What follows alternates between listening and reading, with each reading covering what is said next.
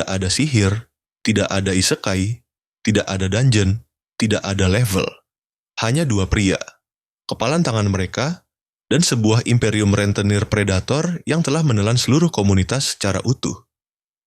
Dalam genre yang tenggelam oleh protagonis overpowered, dengan kemampuan dewa dan senjata legendaris, manhwa ini melucuti semuanya kembali ke sesuatu yang jauh lebih tidak nyaman daripada monster atau iblis manapun, mesin utang.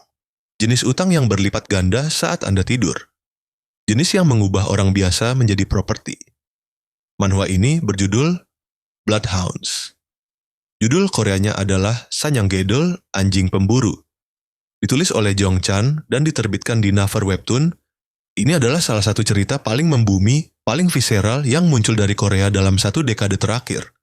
Dan menampilkan dua protagonis yang bukan orang terpilih, bukan pahlawan reinkarnasi, bukan pejuang yang terbangun oleh sistem. Mereka bangkrut, mereka putus asa. Dan mereka bertarung bukan dengan sihir, tapi dengan judo. Di dunia di mana kekerasan sesungguhnya sama sekali bukan fisik. Itu financial. Ini adalah Bloodhounds. Dan percayalah, tidak ada dalam genre ini yang menghantam seperti ini. Selamat datang kembali di Manhwa Recap Vault. Hari ini kita akan pergi ke tempat yang sangat berbeda. Tidak ada fantasi. Tidak ada isekai. Tidak ada sistem kekuatan. Hanya cerita murni, membumi, di tingkat jalanan yang berlatar salah satu isu sosial, paling penting di Korea modern, rentenir predator. Jika Anda mendambakan sesuatu yang terasa benar-benar berbahaya, sesuatu di mana taruhannya diukur dalam tulang patah, dan keluarga hancur alih-alih poin stat dan pohon skill, ini dia. Izinkan saya memperkenalkan Kim Gun-woo. Karena memahami siapa dia sebelum kekacauan, dimulai sangat penting untuk memahami mengapa segala sesuatu yang menyusul itu begitu berarti. Gun-woo adalah praktisi judo. Bukan prodigi. Bukan juara. Seorang praktisi dalam arti kata yang paling sejati, paling disiplin. Dia mempelajari keahliannya dengan benar, obsesif, dengan intensitas tenang yang membuat pelatih memperhatikan. Tekniknya presisi, ekonomis, sesuai buku teks. Dia mempelajari lawannya, mengidentifikasi pola mereka, dan membongkar mereka dengan efisiensi yang diperhitungkan. Lemparannya tidak spektakuler. Mereka benar. Dan dalam pertarungan nyata, benar yang menang. Dia adalah jenis petarung yang menghemat energi, seolah itu sumber daya yang tidak mampu ia sia-siakan. Karena memang demikian, setiap gerakan bertujuan, setiap pegangan memiliki maksud. Dia tidak menggempur lawan, dia membaca mereka, menunggu kesalahan yang ia tahu akan datang, lalu menghukumnya dengan counter yang begitu bersih, sampai terlihat seolah orang lain melemparkan diri mereka sendiri. Tapi Gun-woo tidak bertarung demi kemuliaan. Dia tidak mengejar kejuaraan atau kesepakatan sponsor. Dia bertarung karena ibunya tenggelam. Bukan secara harfiah, secara finansial. Ibu Gun-woo mengambil pinjaman, jenis pinjaman yang tampak terkelola saat Anda menandatangani dokumen. Suku bunga terkubur, dicetakan halus, klausul eskalasi tersembunyi di balik bahasa yang dirancang untuk membingungkan.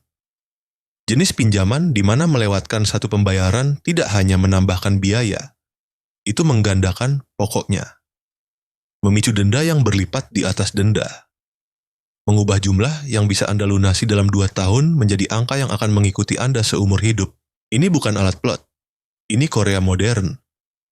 Rentenir predator adalah epidemi yang telah menghancurkan keluarga, mendorong orang ke bunuh diri, dan menciptakan seluruh ekonomi bayangan yang dibangun di atas keputusasaan manusia. Di Korea, mereka menyebut operasi ini sache, pinjaman pribadi, dan orang-orang yang menjalankannya beroperasi di ruang grey antara legalitas dan kejahatan terorganisir. Suku bunganya bisa melebihi beberapa ratus% per tahun. Para penagih tidak mengetuk dengan sopan. Dan sistem hukum, oleh desain atau pengabaian, jarang campur tangan sampai sudah jauh terlambat. Jong Chan tidak menggunakan ini sebagai latar belakang. Ini adalah mesin penggerak seluruh cerita. Gun-woo bertarung karena setiap won yang ia hasilkan masuk ke utang ibunya.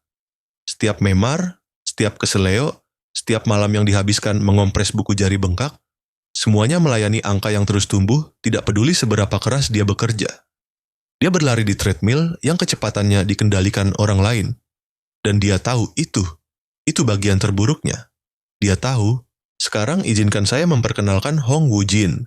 Karena jika Gunwoo adalah otak cerita ini, Woo-jin adalah jantung yang berdetak, memar, dan benar-benar tidak bisa dipatahkan. Woo-jin bukan teknisi. Dia petarung jalanan.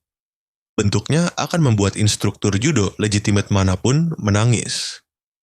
Dia bertarung dengan insting, dengan kemarahan, dengan kemampuan hampir supernatural untuk menyerap hukuman yang akan merawat inapkan siapapun.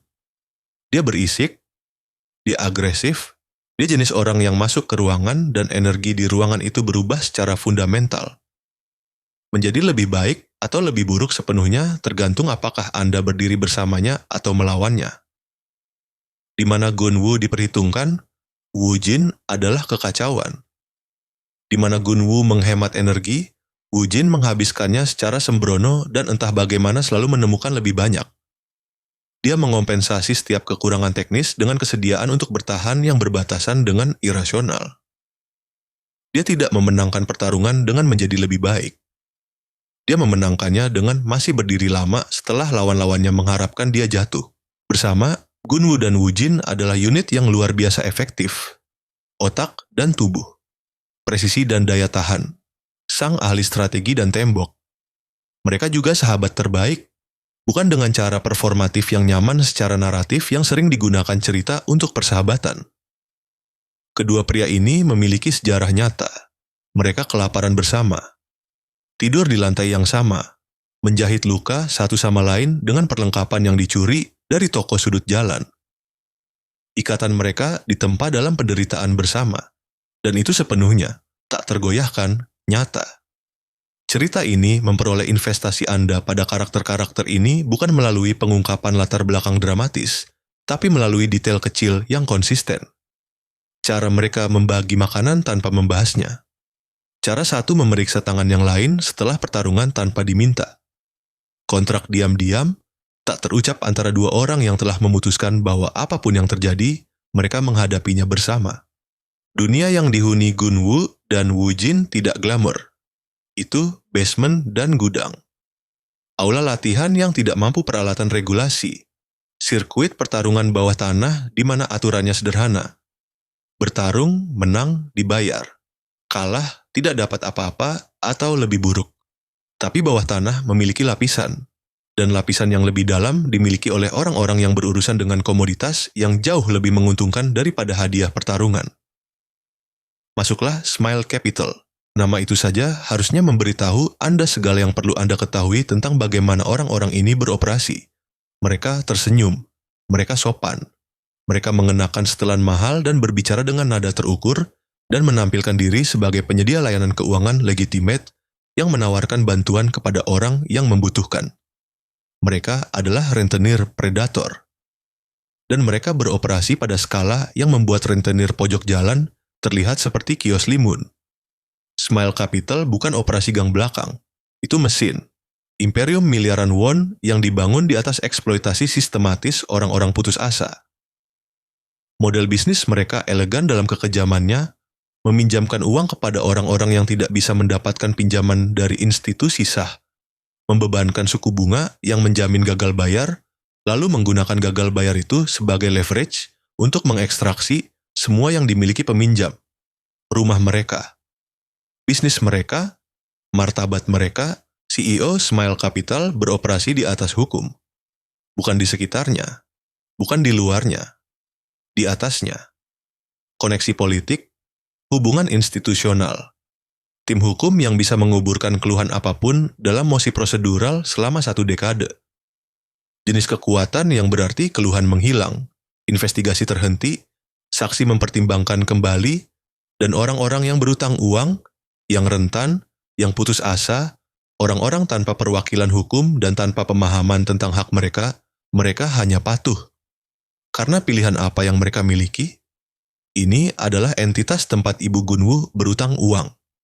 Ini adalah mesin yang perlahan, metodis, secara legal mengonsumsi keluarganya. Dan disinilah kejadian penyulut terjadi. Momen yang mengubah Gunwoo dan Woojin dari petarung putus asa yang mencoba bertahan menjadi sesuatu yang jauh lebih berbahaya. Mereka bertemu rentenir, bukan predator, pemberi pinjaman yang sah dan legitimate. Seseorang yang beroperasi di dunia keuangan bawah yang sama, tapi dengan sesuatu yang menyerupai hati nurani. Seseorang yang membutuhkan otot. Khususnya, seseorang yang membutuhkan orang yang bisa bertarung, yang bisa menerima pukulan, yang bisa berjalan ke ruangan penuh orang yang tidak ingin membayar, dan membuat mereka mempertimbangkan kembali. Dia membutuhkan penagih utang. Dia membutuhkan bloodhounds. Dan itulah persis yang menjadi Gunwoo dan Woojin, Sanyangga Edel, anjing pemburu. Penagih utang yang menggunakan keterampilan judo mereka bukan di ring, tapi di jalanan, memulihkan uang dari orang-orang yang meminjam dari organisasi yang salah. Pekerjaan itu rumit secara moral. Mereka bukan pahlawan yang menyelamatkan orang tak berdosa. Mereka menagih utang.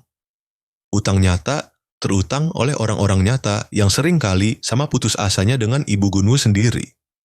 Perbedaannya adalah rentenir yang mereka kerjakan beroperasi dengan sesuatu yang mendekati keadilan. Bunganya curam tapi tidak predator. Persyaratannya jelas. Dan ketika seseorang benar-benar tidak bisa membayar, ada ruang untuk negosiasi alih-alih kehancuran. Tapi bahkan penagihan utang yang sah membutuhkan kapasitas tertentu untuk intimidasi. Dan Gunwoo dan Woojin menemukan sesuatu yang tidak nyaman tentang diri mereka. Mereka pandai dalam hal itu. Bukan karena mereka menikmati mengancam orang, tapi karena bertahun-tahun bertarung telah memberi mereka kehadiran, fisikalitas, yang membuat persuasi jauh lebih mudah ketika persuasi gagal. Itu secara moral grey. Itu secara fisik berbahaya. Dan itu menempatkan mereka di jalur tabrakan langsung dengan Smile Capital. Karena ketika Anda mulai memulihkan utang yang dianggap Smile Capital sebagai milik mereka, ketika Anda mulai menarik orang keluar dari mesin mereka, Anda menjadi masalah. Dan Smile Capital tidak mentolerir masalah. Itu mengeliminasi mereka. Eskalasi dalam Bloodhounds dijalin dengan tempo yang luar biasa. Itu tidak terjadi dalam satu adegan dramatis. Itu menumpuk. Satu pekerjaan menuntun ke yang lain. Satu utang yang dipulihkan mengungkap jaringan yang lebih besar. Satu tindakan pembangkangan memicu konsekuensi yang menuntut tindakan pembangkangan yang lebih besar. Gunwoo dan Woojin mulai memahami skala apa sebenarnya Smile Capital. Itu bukan hanya rentenir. Itu ekosistem. Rantai makanan, dan orang-orang di dasar rantai itu bukan kriminal atau penjudi atau pemboros sembrono. Mereka pemilik toko yang membutuhkan pembiayaan jembatan. Orang tua yang tidak mampu membayar tagihan medis. Mahasiswa yang mengambil pinjaman untuk biaya kuliah dan mendapati diri mereka terjebak dalam mimpi buruk bunga majemuk bahkan sebelum mereka lulus. Mereka menemukan peminjam yang telah terjebak selama bertahun-tahun. Orang-orang yang mengambil pinjaman sederhana dan sekarang berutang 10 kali jumlah aslinya. Orang-orang yang telah menyerahkan properti, aset bisnis, bahkan tenaga kerja mereka untuk melayani utang yang dirancang dari awal untuk tidak terbayar. Dimensi sosioekonomi cerita ini bukan subteks, itu teks. Jong Chan menulis tentang perang kelas. Jenis yang terjadi bukan di medan perang, tapi di klausul kontrak dan perhitungan bunga majemuk. Orang kaya mengeksploitasi orang miskin bukan melalui kekerasan, meskipun kekerasan datang kemudian, tapi melalui sistem hukum, sistem keuangan, sistem yang dirancang untuk terlihat adil sambil berfungsi sebagai mesin ekstraksi. Dan Gunwoo menganggapnya pribadi karena ibunya ada di dalam mesin itu. Karena dia telah menyaksikan ibunya menandatangani dokumen yang tidak sepenuhnya dia pahami. Karena dia telah menyaksikan utang tumbuh dan tumbuh dan tumbuh meskipun ibunya melakukan pembayaran. Karena dia memahami dengan kemarahan yang tenang dan menghancurkan bahwa sistem ini tidak rusak. Itu bekerja persis seperti yang dimaksudkan. Line antara bertahan hidup dan pemberontakan mengaburkan secara bertahap sampai Gunwoo dan Woojin menyadari dengan sesuatu antara teror dan kepasrahan bahwa mereka telah melewati titik tanpa kembali. Dan disinilah manhwa menjadi benar-benar luar biasa. Karena tidak seperti cerita fantasi di mana protagonis bisa sekadar power up untuk menghadapi ancaman yang meningkat, kedua pria ini tidak memiliki jalur eskalasi. Mereka tidak bisa level up. Mereka tidak bisa memperoleh kemampuan baru. Mereka tidak bisa memanggil intervensi ilahi. Mereka memiliki tubuh mereka, judo mereka, pengkondisian mereka, dan satu sama lain. Smile Capital, sebaliknya, memiliki sumber daya yang secara fungsional tak terbatas. Penegak bersenjata, koneksi politik, kemampuan untuk membuat orang menghilang tanpa konsekuensi. Ketidakseimbangan kekuatan bukan celah, itu jurang.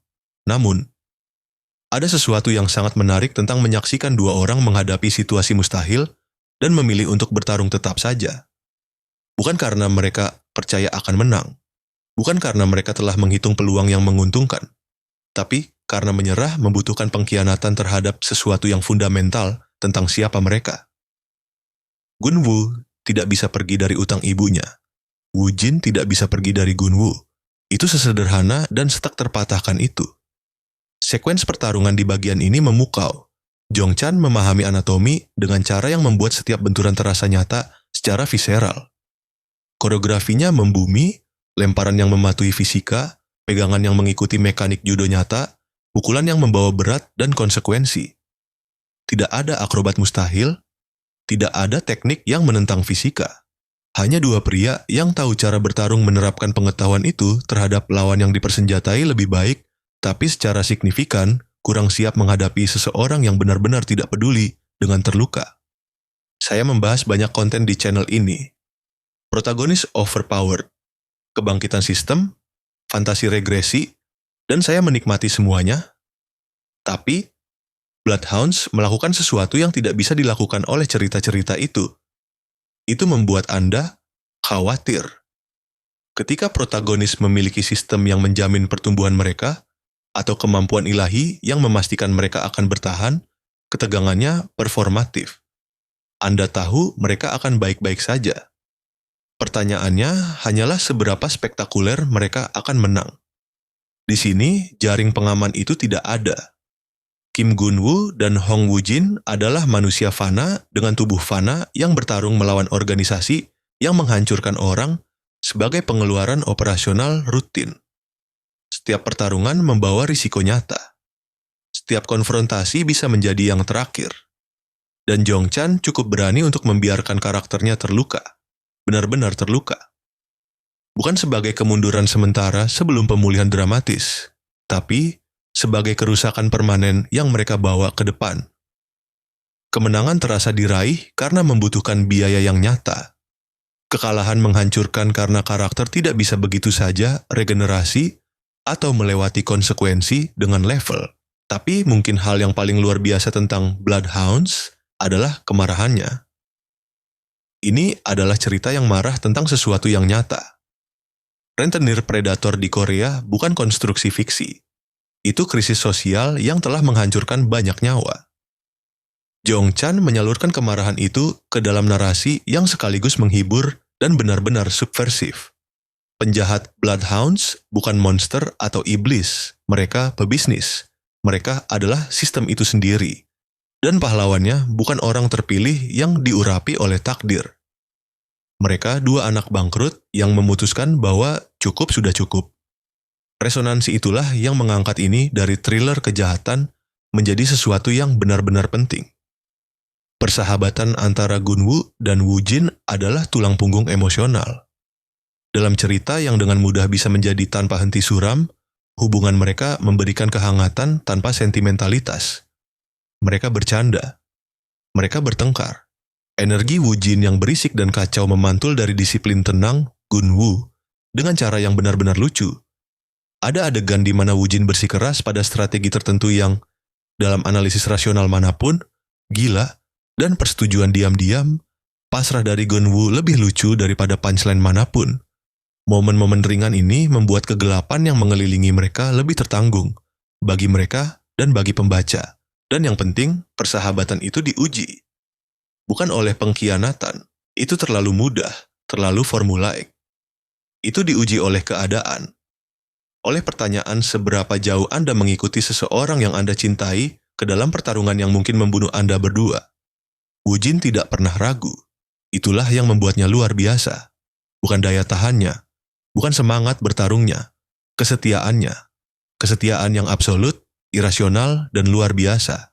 Seninya layak mendapat pengakuan khusus. Panel pertarungan Jong-chan tidak hanya secara teknis mumpuni, mereka terkoreografi. Anda bisa mengikuti mekanik setiap pegangan, setiap lemparan, setiap counter. Sang seniman memahami berat, momentum, dan fisika benturan dengan cara yang membuat adegan-adegan ini terasa seperti Anda menyaksikan pertarungan nyata, bukan membacanya. Apa yang saya bahas hari ini adalah fondasinya. Arc pembuka menetapkan siapa Gunwoo dan Woojin, apa yang mampu mereka lakukan, dan skala musuh yang telah mereka pilih untuk dihadapi. Bloodhounds berkembang jauh dari sini. Smile Capital bukan operasi kriminal sederhana. Tentakelnya menjangkau ke institusi legitimate, struktur politik, dan industri yang memengaruhi jutaan orang. Gunwoo dan Woojin mulai memahami bahwa pertarungan yang mereka masuki lebih besar dari yang mereka bayangkan. Mesin rentenir Predator bukan satu perusahaan, itu jaringan. Dan membongkarnya membutuhkan lebih dari sekadar lemparan judo dan kemauan besi. Sekutu dan musuh yang mereka kumpulkan di sepanjang jalan menambah lapisan kompleksitas yang memperkaya narasi secara substansial. Petarung baru masuk. Utang lama muncul kembali. Garis moral yang tampak jelas di awal menjadi kabur dengan cara yang memaksa baik Gunwoo maupun Woojin untuk menghadapi apa yang bersedia mereka lakukan dan apa yang bersedia mereka jadi untuk menyelesaikan ini. Tapi pada intinya, itu tetap seperti apa adanya sejak bab pertama. Dua pria. Keterampilan mereka dan penolakan absolut tak terpatahkan untuk menerima bahwa kekuatan hanya milik mereka yang memiliki kekayaan dan leverage. Bloodhounds berjalan selama 85 bab di Naver Webtoon dari tahun 2019 hingga 2020. Dan tersedia dalam bahasa Inggris di Webtoon. Jika Anda mencari manhwa, judul Koreanya adalah Sanyanggedel. Sanyanggedel. Itu tanpa keraguan salah satu cerita kejahatan membumi terbaik yang pernah diproduksi medium ini.